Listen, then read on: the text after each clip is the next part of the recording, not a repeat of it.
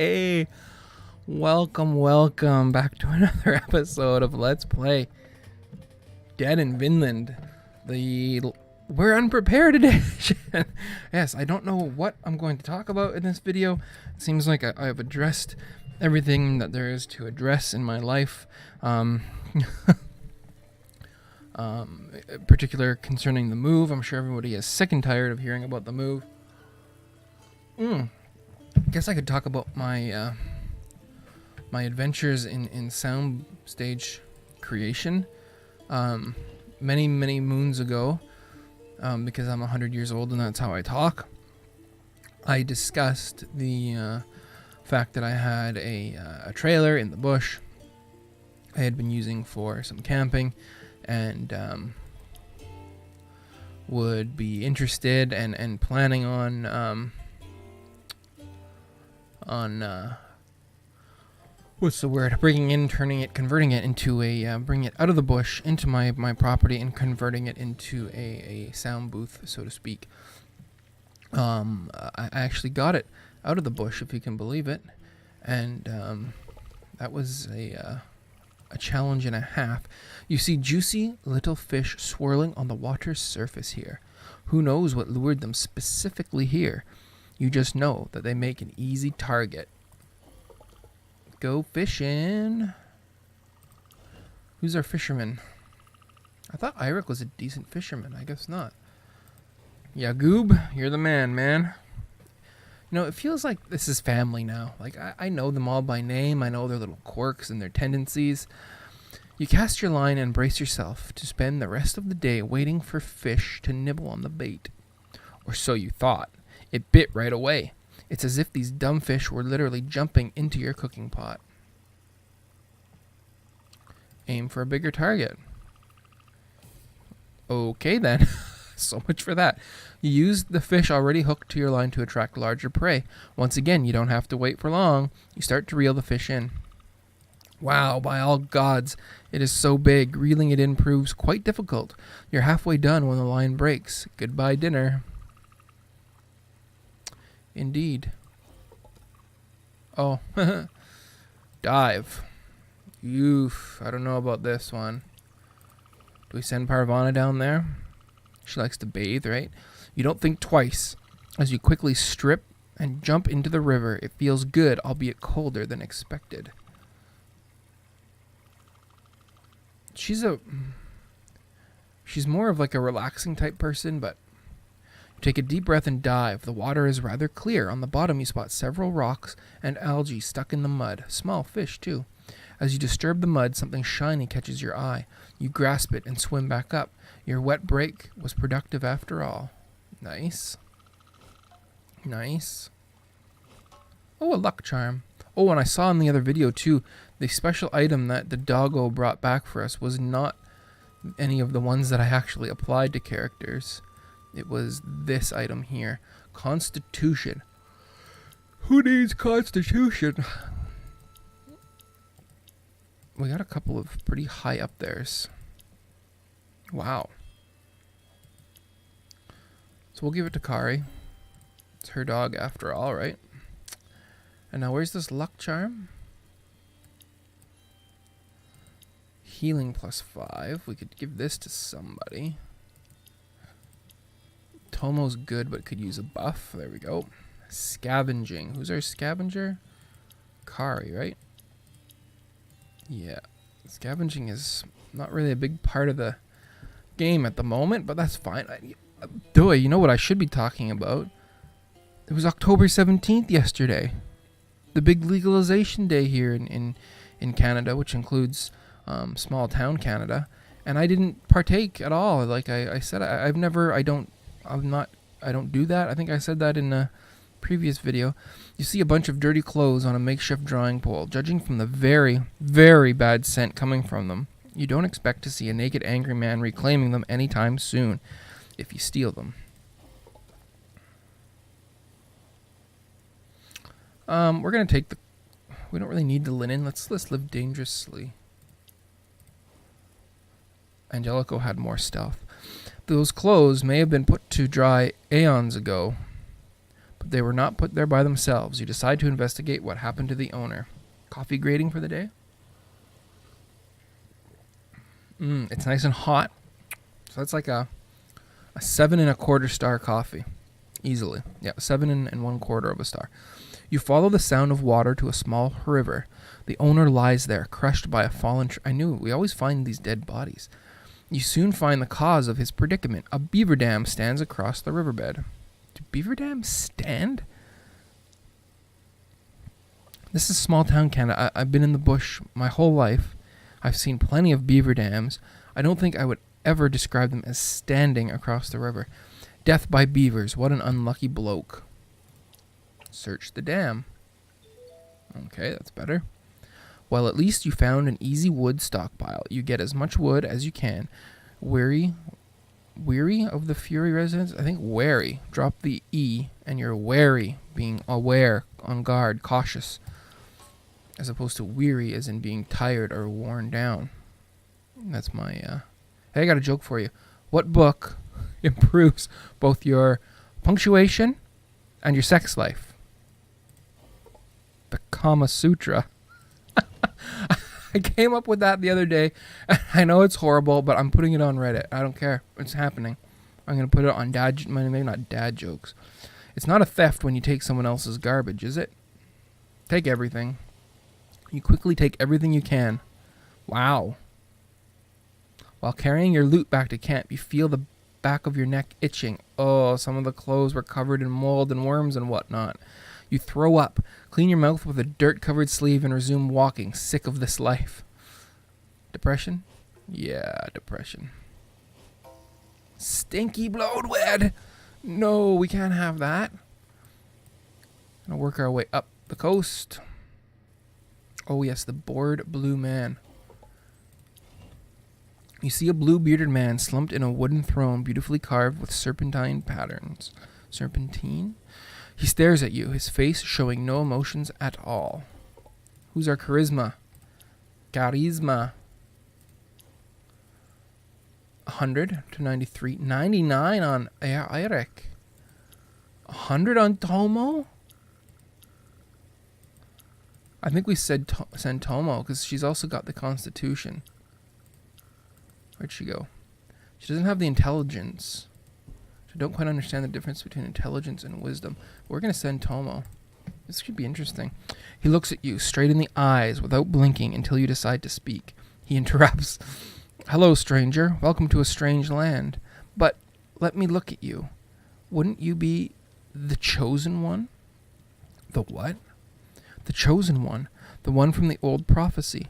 I heard that the outsider would come and wash away our sins by defeating the herald of the devil. And by doing so, we will be redeemed, get back all of our powers, and rise to our former glory. If you say so, splendid. You're a true hero. The beast is right there in this dark cave. Just enter and slay it. Shouldn't be a problem for you.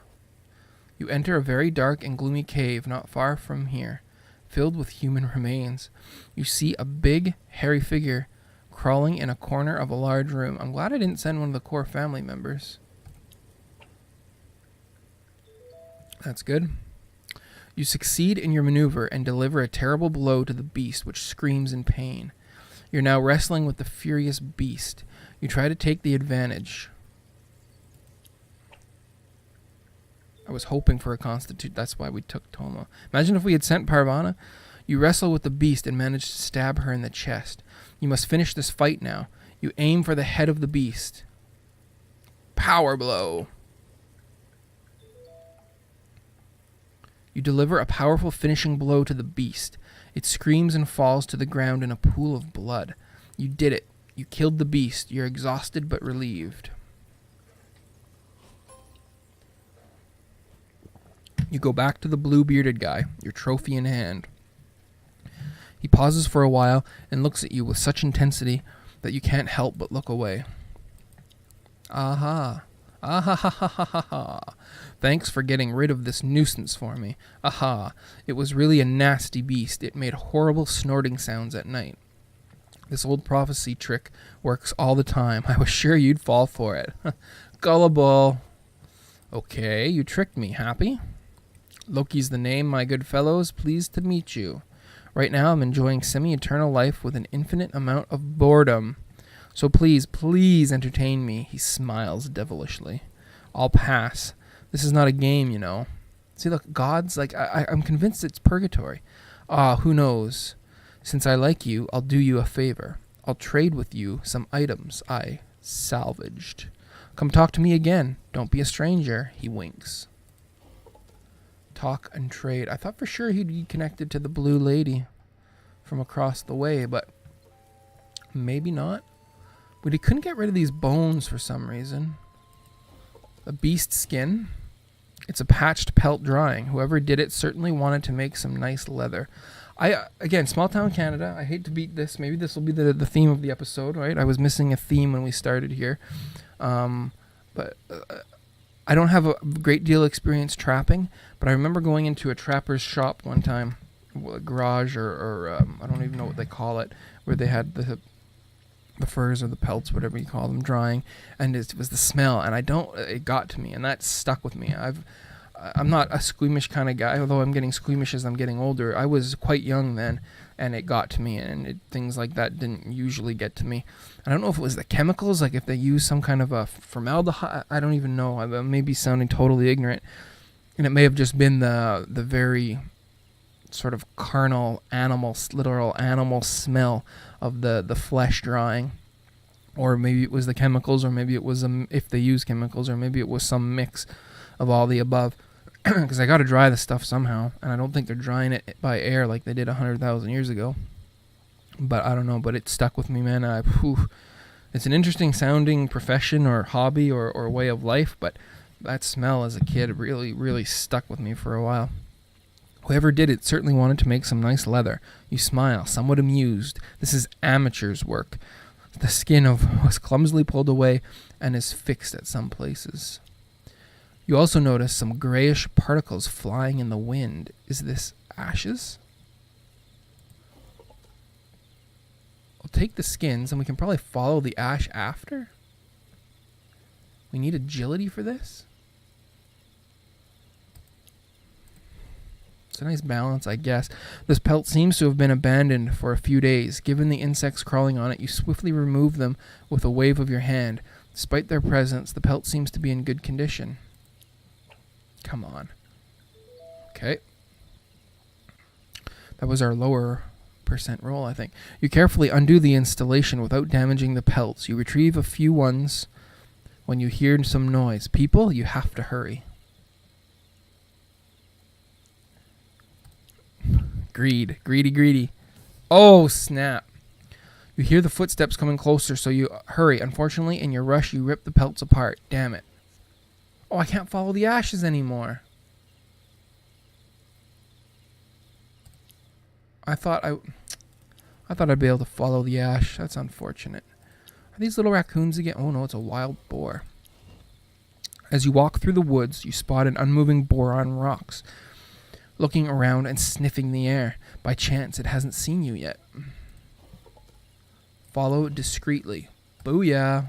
Kari, don't friggin' die on me. This boar must be part of a herd. If you can situate it, it will be easier for you and your group to hunt it. So you wait until the animal begins to move and you follow it discreetly. Very nice. You follow the animal from a distance without it noticing you. After a few minutes, it stops once again and you can see it eating something. Looking closely, you notice some mushrooms under the trees, each one more colorful than the last. You take advantage of the fact that the boar is busy eating to gather some. When you raise your head, you see the animal is gone. You return to the camp without boar, but you're not empty-handed. Strange mushrooms! I love strange mushrooms. Okay, so that's good. Let's go back to camp. We've done some work here. Next is going to be the sheep, and despite my hesitance to kill or hunt these little raccoons down here, I'm gonna slaughter my sheep. They look so old and tired. They look like they're begging for death. Look at them. They look horrible. It's a thing of mercy, really. So I'm gonna end up doing that. What do we have for food? What do we have for cooking? We got nobody cooking anything. We got 2 in the and 1 in the bank here. What do we have for meat on hand? Oh, we got lots of food. No raw meat though. No raw meat. We got more than enough to eat tonight. We got nothing on the dryer, but it's raining, so I guess we'll have to wait to murder those sheep. Some hemp and plants. What is this? Salt marsh. Let's get some salt. Check for salt. Harvesting. Get in there, Moira. You search the salt marshes for their white gold. The further from the sea you walk, the smaller salt crystal clusters you find. Free salt. You gather the salt on the surface of the water and form a pile. You let it dry a bit before storing it in your pouch. Pouch? 15 salt. That's pretty good. We can do it again. She didn't get tired or anything, so it should be like... It's 1% lower, I think. But oh yeah, she got fatigue from it. 14 this time. Not bad. And it's still there to interact with. Oh, I don't know why I'm so tired. Again, I apologize. It must be all the running back and forth between houses. But yeah. October 17th. I'm not against that. I'm not into it. I was totally neutral. Filthy neutrals. I was totally neutral. It really didn't bother me when it was so open. It was basically legal anyway. So I guess, no, maybe I wasn't neutral. Maybe I was in favor of it. Get it into the hands of the government, although they can only screw it up, I suppose. But before they screw it up too badly, or waste it or squander it, it's a chance to collect some more money for the government. Not that they necessarily need more money. I guess it couldn't hurt. But certainly better than taxing me. Make the pot smokers pay, as far as I'm concerned. But I had said in a video I was going to dabble and try to learn a little bit. And my only hesitation or problem is, quite honestly, is too many stories. And I understand that there's a difference between the THC and the CBD, and you need a more... I did all this research in the last couple of months.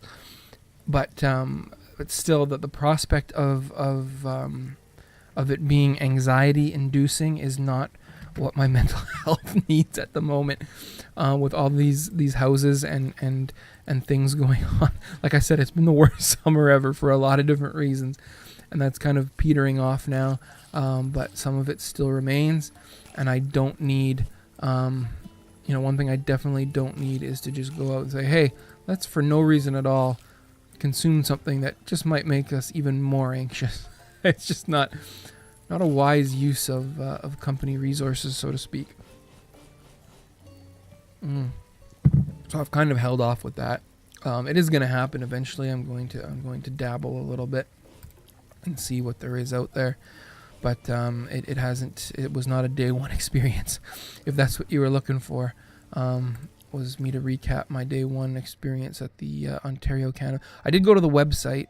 They got, again, without knowing much about it, it's hard to say, but it seemed like they didn't have all that much in the way of, we just casually slaughter a sheep here, in a variety.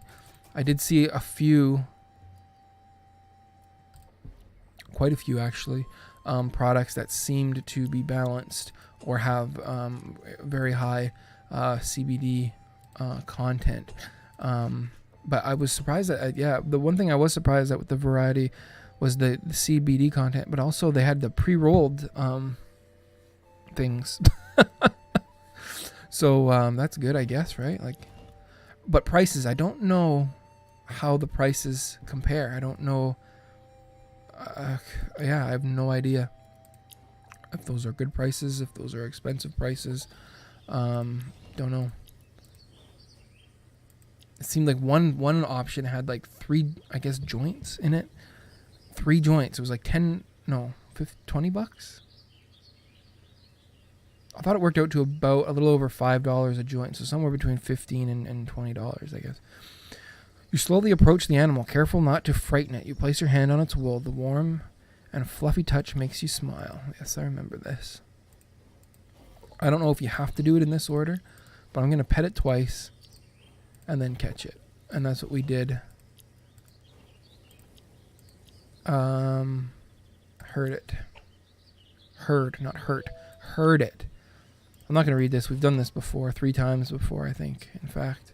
Or at least twice before. So yeah, so that's that. Let's go and we'll do a little just, although no, wait a minute. I should have looked at that. There's work to be done there. I guess we can, yeah, it's morning, so we can collect that wool in the morning interval and then slaughter it later. Everyone's just kind of chilling out, like in the shelter. It's such a laid back sort of experience these days that it's like hard hitter. What is that? No. Experienced hunter. Call of the artisan. She's done some crafting in the past, although Yagoob has really just been kind of holding this one down for a while now. How is this recovering? We got tribute coming up soon. 72. This doesn't seem to be going the fastest. You don't even really need to be. How much wood do we flippin' have? Like, we must have. How do I add to this? Open the inventory. Oh, you got to do it through the inventory. So if we do, we don't need food so much. I'd like to keep track of my bones. How do I flag it? There we go. I would like to keep track of the rope.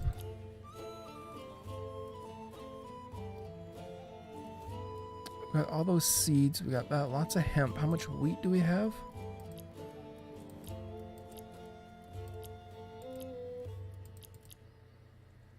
We got 124 wheat. I don't even really need to farm anything at the moment. Although what I would hate the most would be kind of like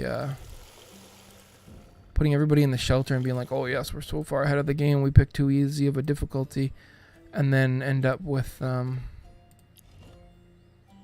falling behind and trying to catch up. That would be not the greatest, and it doesn't cost anything to